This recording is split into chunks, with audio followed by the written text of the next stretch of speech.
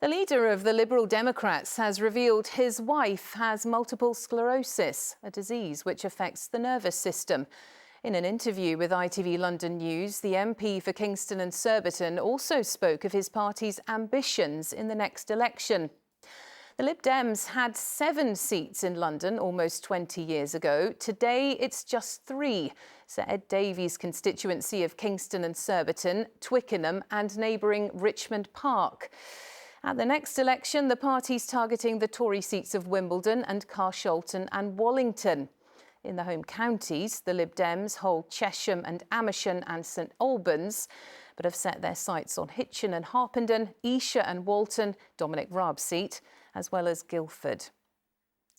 Well, our political correspondent Simon Harris asked Sir Ed what success for the Lib Dems in London would look like. We think we can make significant gains in London and the home counties. After our by-election victories in the last 16 months, where we've won in true blue areas, to that amazing by-election Chesham and Amersham in true blue Buckinghamshire, we feel where we were facing a Conservative incumbent that Liberal Democrats are well placed to beat them in places like Wimbledon, in Carshalton and Wallington, in Esher and Walton. Have you set yourself a target of prize scalps? I don't believe in setting targets in that way, but people are indeed talking about Dominic Raab in Esher and Walton, the new Deputy Prime Minister, his retread as a Deputy Prime Minister. The high watermark for the Lib Dems in London was 2003 when you had 7 London MPs. You've got 3 now, including yourself. What would you like to see? Well, I'd like to see many more. A realistic number? I can't give you that number, mainly because so much is changing. Politics is so volatile at the moment. London is regarded largely as a Labour city. Would you be looking to do some sort of deal with Labour to stand in seats that you can win without having a Labour candidate and vice versa? I actually don't believe in deals or pacts.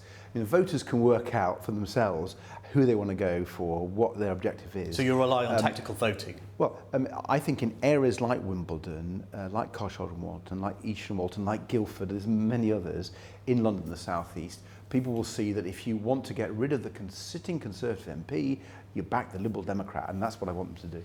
On a personal note, you've been leader a couple of years now. You've also disclosed today that your wife has got multiple sclerosis. You also care for a son who's disabled. Will that have an impact on your career? No, I think being a carer and sharing the caring responsibility with my wife, and it was her decision to disclose her MS, actually I think is something that's important in public debate.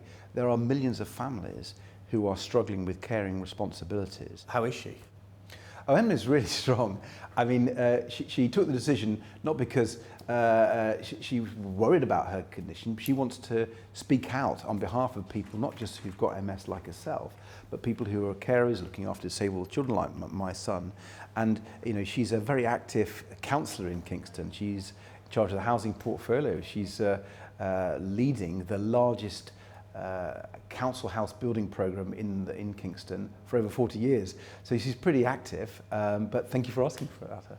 Sir Ed Davies, thank you for talking to us. Thank you.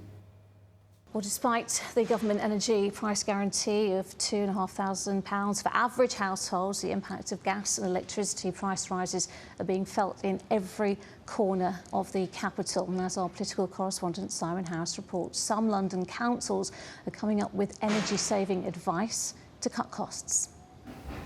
Like many Londoners, Zach had a painful encounter with the cost of living crisis when his energy provider went bust. British Gas stepped in, but he says his monthly bill for gas and electricity shot up from £100 to £450. Zach, a father of 2 who lives in New Cross, is a mature student hoping to become a social worker. He gets universal credit, so money is tight. We used to go for shopping maybe twice a week. Maybe we have to reduce and go only once.